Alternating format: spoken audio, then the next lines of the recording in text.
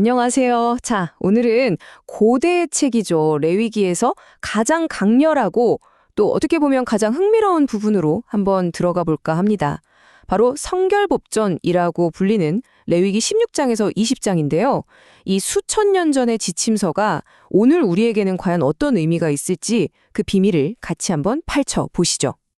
여러분, 한번 생각해 보세요. 어떻게 완벽하게 거룩하고 전능한 존재가 흠 많고 불완전한 사람들 한가운데서 같이 살 수 있을까요? 이게 그냥 신학적인 질문 같지만 고대 이스라엘 사람들한테는요, 정말 목숨이 걸린 아주 현실적인 문제였어요. 오늘 우리는 이 어마어마한 질문에 대한 그들의 놀라운 해답을 한번 들여다볼 겁니다. 그러니까 상황이 이랬던 거죠. 이집트를 탈출한 후에 하나님의 강력한 임재가 이스라엘 진영 바로 한가운데에 자리를 잡게 된 거예요. 이건 뭐 엄청난 축복이죠. 근데 동시에 엄청난 위험이기도 했습니다. 마치 언제 터질지 모르는 시한폭탄을 바로 옆에 두고 사는 것처럼 거룩함과 부정함이 충돌하기 일보 직전인 그런 아슬아슬한 상황이 된 겁니다. 여기서 거룩함이라는 개념을 확실히 잡고 가야 돼요. 이게 그냥 착하다 같은 도덕적인 의미가 아니고요. 차라리 강력한 에너지라고 생각하시는 게 훨씬 이해하기 쉬워요. 비유하자면 거대한 원자력 발전소 같은 거죠. 우리에게 엄청난 생명을 주지만 잘못 다루면 정말 치명적이잖아요. 바로 그래서 레위기의 그 복잡한 법들은 그냥 까다로운 규칙이 아니라 이 강력한 신성한 에너지 옆에서 살아남기 위한 안전 매뉴얼이었던 셈입니다. 그럼 이 아슬아슬한 공존, 이걸 도대체 어떻게 가능하게 했을까요? 그 첫 번째 해답이 바로 레위기 16장에 나오는 대속죄일입니다.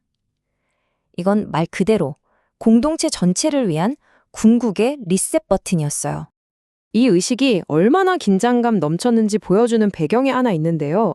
바로 이 사건 직전에 대제사장 아론의 두 아들이 잘못된 방식으로 하나님께 나아갔다가 그 자리에서 목숨을 잃었거든요. 그러니까 상상해 보세요. 대제사장이 1년에 딱 한 번 하나님의 임재가 가장 강력한 그곳으로 들어가는 그 순간의 무게감과 위험을요. 정말 살얼음판을 걷는 심정이었을 겁니다. 자, 이 의식의 과정을 한번 쭉 따라가 볼까요? 정말 한치의 오차도 허용되지 않는 아주 정교한 시스템이에요. 우선 대제사장이 자기 자신부터 깨끗하게 하고 백성을 대표할 염소 2마리를 가져옵니다. 한 마리는 사람들의 죄 때문에 오염된 성소를 정화하는 데 쓰이고요. 다른 한 마리는 아주 독특한 임무를 맡게 되죠. 이렇게 모든 단계를 철저하게 밟아야만 공동체가 다시 하나님 앞에 바로 설 수 있었던 겁니다. 여기서 이 2마리 염소가 하는 역할, 이게 정말 기가 막힙니다. 보세요. 한 마리는 죄가 남긴 그 오염이라는 결과를 피로써 정화하는 역할을 해요. 그리고 다른 한 마리는 죄의 죄책감 그 자체를 상징적으로 다 짊어지고 공동체 밖으로 영원히 사라져버리죠. 그러니까 죄가 남긴 흔적도 지우고 죄의 근원도 멀리 보내버리는 완벽한 이중 안전장치였던 셈입니다.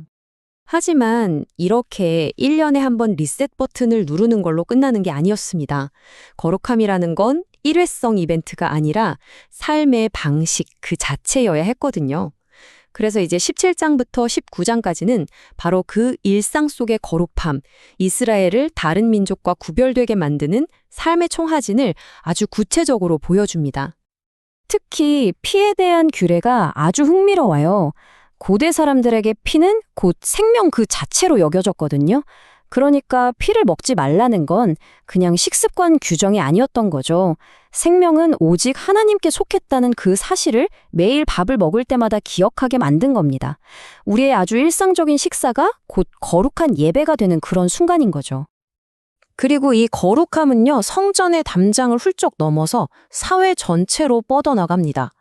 가난한 이웃을 위해서 밭에 곡식을 일부러 남겨두는 것, 장사할 때 저울을 속이지 않는 것, 재판할 때 힘 있는 사람 편을 들지 않는 것, 이 모든 사회 정의가 바로 하나님의 성품을 닮아가는 거룩함의 실천이었던 거예요. 그리고 마침내 이 모든 율법의 정신이 단 하나의 문장으로 응축돼서 터져 나옵니다. 바로 그 유명한 내 이웃 사랑하기를 내 자신과 같이 사랑하라. 결국 거룩함의 최종 시험대는 제단위가 아니라 바로 우리와 우리 이웃 사이의 관계에 있다는 그런 선언인 셈이죠. 자, 이제 이 법전의 마지막 부분으로 넘어가 볼게요.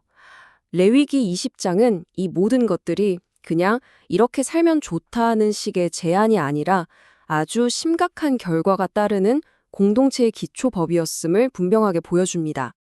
오늘날 우리가 보기에는 처벌이 굉장히 가혹하게 느껴질 수 있어요. 하지만 당시 사람들의 관점에서는 이건 공동체의 생존 그 자체와 연결된 문제였습니다.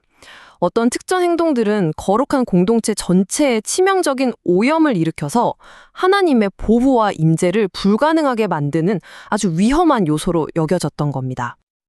그렇다면 이 모든 복잡한 의식과 엄격한 법들, 그 뒤에 숨어 있는 진짜 큰 그림은 과연 무엇이었을까요? 이 모든 조각들을 한번 맞춰보도록 하죠. 그 모든 것의 목표는 사실 단 하나였습니다. 바로 이 세상에 단 하나뿐인 특별한 민족을 만드는 것. 그들의 삶 자체가 그들이 섬기는 신이 어떤 분인지를 온 세상에 보여주는 살아있는 광고판이 되게 하는 것. 바로 그거였죠. 결국 이 성결법전은 거룩함이라는 단 하나의 원칙 위에 세워진 사회의 완벽한 청사진이었습니다. 그들의 법, 경제, 인간관계 등 삶의 모든 영역이 우리가 믿는 신은 바로 이런 분이다 라고 온 세상에 외치게 만드는 것, 그게 바로 최종 목표였던 겁니다. 자, 이 고대의 청사진을 쭉 살펴본 지금 우리에게는 이런 질문이 남는 것 같습니다. 21세기를 살아가는 우리에게 하나의 공동체가 뚜렷한 정체성을 가지고 세상과 구별된다는 건 과연 어떤 의미일까요?